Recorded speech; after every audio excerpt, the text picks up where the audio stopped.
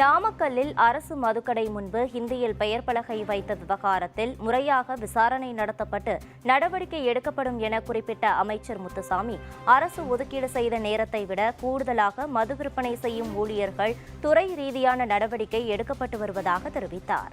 உங்களோட துறையை சேர்ந்த நாமக்கல் மாவட்டத்திலேயே மதுக்கடையில் வெளியே ஹிந்தியில போர்டு வச்சிருக்காங்க. இல்லை, அது டிபார்ட்மெண்ட் இருந்து அப்படி வச்சிருக்கிறதுக்கு சான்ஸ் இல்லை. நான் அது என்னன்னு செக் பண்ணுறேன். அந்த மாதிரி வைக்கிறது இல்லை. இல்லை, அது இருந்ததுன்னா அது சரியான ஒரு நடவடிக்கை எடுக்கலாம். தெரியாமல் வச்சுருப்பாங்க. இன்னைக்கு வேணும்னு வைக்கிறாங்கன்னு எடுத்துக்க வேண்டாம், தெரியாமல் வச்சுருப்பாங்க. அங்கே யாராச்சும் வடநாட்டுக்காரர்கள் அதிகமாக வர்றாங்க, அவங்களுக்கு ஒரு வசதிக்காக அப்படின்னு நினச்சி தெரியாமல் வச்சுருக்கலாம். ஆனால் தெரியாமல் சட்டத்தை மீறக்கூடாது.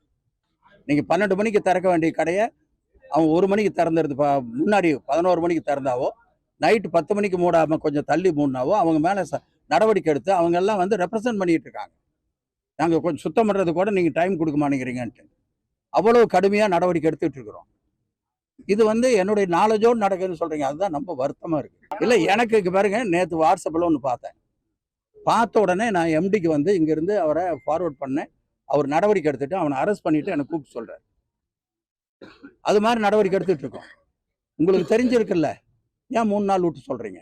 சமுதாய அடிப்படையில் உங்களுக்கு பெரிய அக்கறை இருக்குன்னு எடுத்துக்கிறேன். நீங்கள் ஒரு வார்த்தை எனக்கு ஃபோன் அடித்து இந்த மாதிரி இந்த இடத்துல நடக்குதுன்னா அப்போவே 4 அனுப்பிச்சிட்டு போவேன். ஏன் 3 நாளாக வெயிட் பண்ணுறீங்க? இன்னும் நல்லா நடக்கட்டும், அப்புறமேல் போய் சொல்லலான்னா